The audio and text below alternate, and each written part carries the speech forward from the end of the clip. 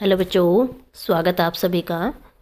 आज हम आपका जो घर चैप्टर है होम, वो आपने अच्छे से पढ़ लिया होगा। आप सभी अच्छे से जानते हैं कि घर हमारे सभी के लिए बहुत आवश्यक होता है, जो हमें गर्मी, सर्दी, बरसात आदि से बचाता है। तो घर जो है कैसा होना चाहिए, कहाँ होना चाहिए, ये सब डिटेल आपने इस चैप्टर में पढ़ ली होगी। तो आज हम इस पाठ के अति लघुत्तरीय प्रश्नोत्तर करेंगे। तो पहला प्रश्न हमारा है कि आधुनिक समय में घरों का आकार क्यों घटता जा रहा है।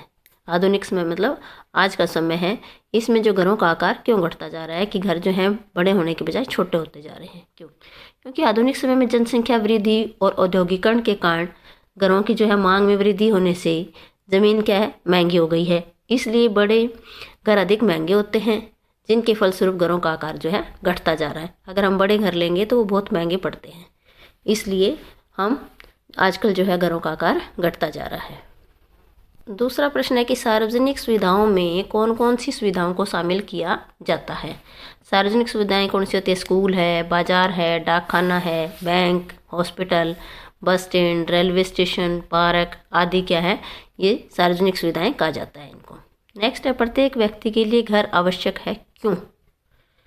घर हमारे लिए क्यों आवश्यक है? क्योंकि घर में हमें आश्रय मिलता है, सुरक्षा प्रदान होती है, प्रतिष्ठा मिलती है, कि जैसा हमारा घर होगा हमारे समाज में वैसी प्रतिष्ठा होगी। खुद का घर होना एक प्रतिष्ठा का विषय होता है।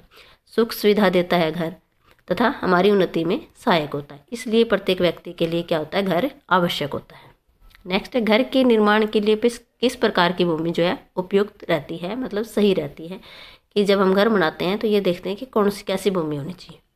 तो घर के निर्माण के लिए चूना पत्थर तथा कंक्रीट वाली जो भूमि होती है वो ज़्यादा उपयुक्त रहती है, क्योंकि यह भूमि पानी को जल्दी सोख लेती है और सूख भी जल्दी जाती है।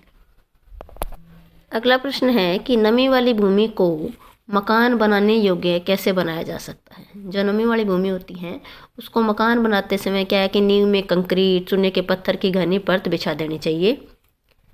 इससे मकान की नींव क्या है, मजबूत होगी और मकान के अंदर नमी भी नहीं आएगी। अगला प्रश्न है, किस प्रकार की भूमि में मकान नहीं बनाना चाहिए।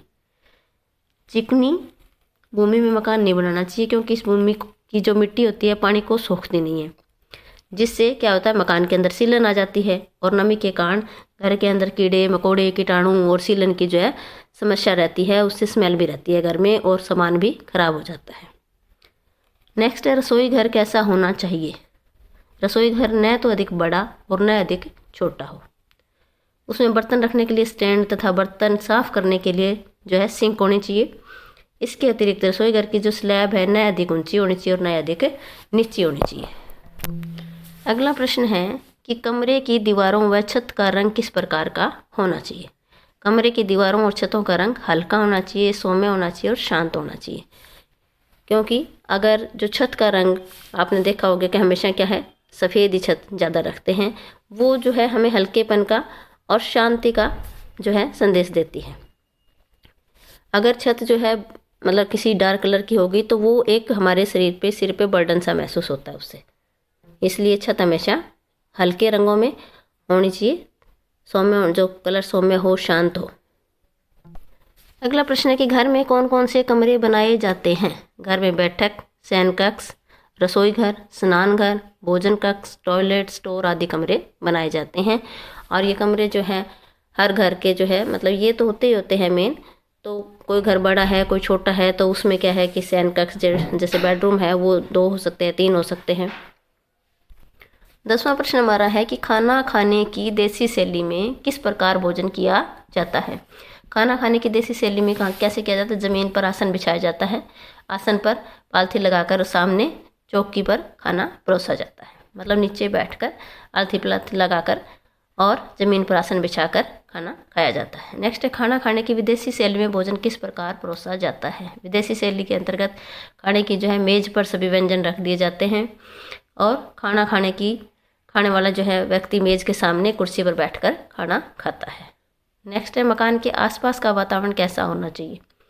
मकान के आसपास जो है किसी प्रकार का कूड़ा करकट नहीं होना चाहिए। आसपास जो रहने वाले लोग हैं वो शिक्षित होने चाहिए, ईमानदार होने चाहिए, हितैषी होने चाहिए, मतलब दूसरों का भला करने वाले होने चाहिए। जब आपको कोई काम पड़े तो वो आपके काम आ सके। वातावरण जो है वो साफ़ सुथरा होना चाहिए और हरा भरा होना चाहिए। अगला प्रश्न है कि कौन सी भूमि पानी को शीघ्र सोख लेती है? कौन सी? कंकरीली। नेक्स्ट है, क्षेत्र से क्या अभिप्राय? भौतिक और सामाजिक जो वातावरण होता है उससे क्षेत्र कहा जाता है। मकान की दिशा कैसी होनी चाहिए? कि मकान जो है ऐसे बनाया जाए कि मकान में रहने वाले जो लोग हैं अपने आसपास की जो सौंदर्यवर्धक वस्तुएं हैं उनका अनुभव कर सके।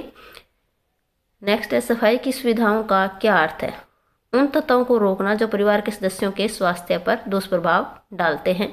ऐसी जो है कोई भी चीज़ें उनको दूर करना सफाई कहलाता है।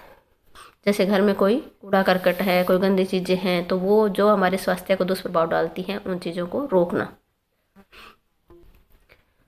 अगला प्रश्न है कि घर के स्थान के आसपास क्या नहीं होना चाहिए? गड्ढे और तालाब नहीं होने चाहिए। नेक्स्ट है, घर के आसपास रहने वाले लोगों का सामाजिक स्तर कैसा होना चाहिए? समान। कि आपके जहाँ आप रह रहे हो वहाँ के जो समाज लोग हैं उनका जो है रहन सहन या उनका जो सामाजिक स्तर है वो आपके समान होगा, तभी वहाँ आपको अच्छा लगेगा। अगर आप जो है आपके आसपास जब बहुत हाई सोसाइटी के लोग रहते हैं तो भी आप कंफर्ट महसूस नहीं करोगे, और अगर लो सोसाइटी के लोग रहते हैं तो भी आप कंफर्ट महसूस नहीं करोगे। इसलिए समान सामाजिक स्तर वाले लोगों के पास अपना घर होना चाहिए। नेक्स्ट है, मकान की दिशा कैसी होनी चाहिए? मतलब ऐसी होनी चाहिए कि दिन के कुछ समय जो है सूर्य का प्रकाश जरूर आए। नेक्स्ट है, कौन से पानी के निष्कासन का उचित प्रबंध होना चाहिए? गंदे पानी का जो है, घर का जो गंदा पानी होता है उसका निष्कासन करने का मतलब निकलने का जो है उचित प्रबंध होना चाहिए। घर के कूड़ेदान को कैसे साफ करना चाहिए? फिनाइल से, ताकि उसके अंदर बदबू ना रहे और मक्खी मच्छर जो है या कोई कीटाणु बैक्टीरिया वो जो है वो साफ हो जाए। अगला प्रश्न हमारा है कि घर किसे कहते हैं?